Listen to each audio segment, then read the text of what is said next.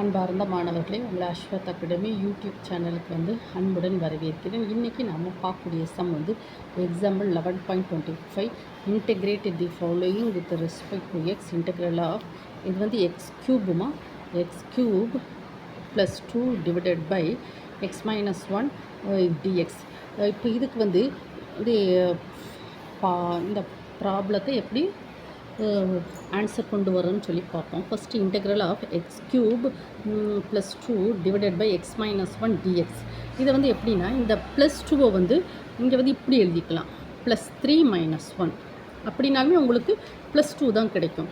ஓகேவாம்மா? So that is equal to x cube minus 1 1 க்யூப்னு எழுதிக்கலாம், divided by x minus 1 plus integral of 3 by x minus 1 into dx.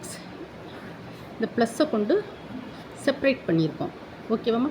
That is equal to divide இங்கே போய் integral of x minus 1 இது என்னது a cube minus b cube. அந்த formula a cube minus b cube formula தெரியும் தானம்மா, a minus b. ஓகேவா? Then a square plus b square 1 square plus a b. ஓகேவாம்மா?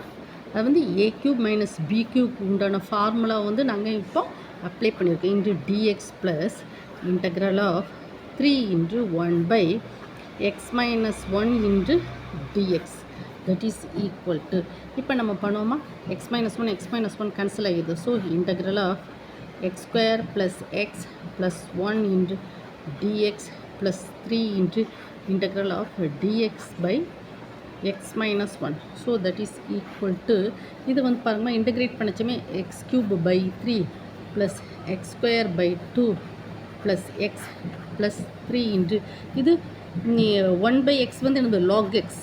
ஓகேம்மா? Log of x minus 1 plus C.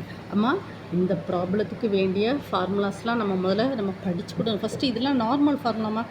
இப்போ பாருங்கம்மா, இதில் அப்ளை பண்ணியிருக்கோம்லம்மா, a cube minus b க்யூப்னா ஃபார்முலா என்னது a minus b a square plus b square plus a b. ஓகேம்மா?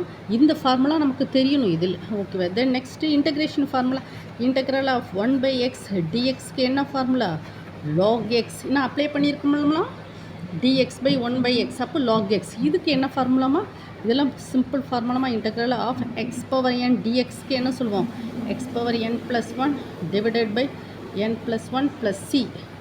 இதெல்லாம் இந்த ஃபார்முலாவை நம்ம இங்கே அப்ளை பண்ணியிருக்கோம். ஓகேவாம்மா?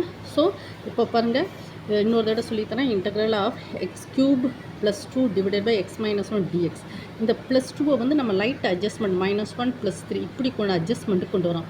So a cube minus b cube divided by x minus 1 plus 3 by x minus 1 plus 3 by x minus 1 into dx.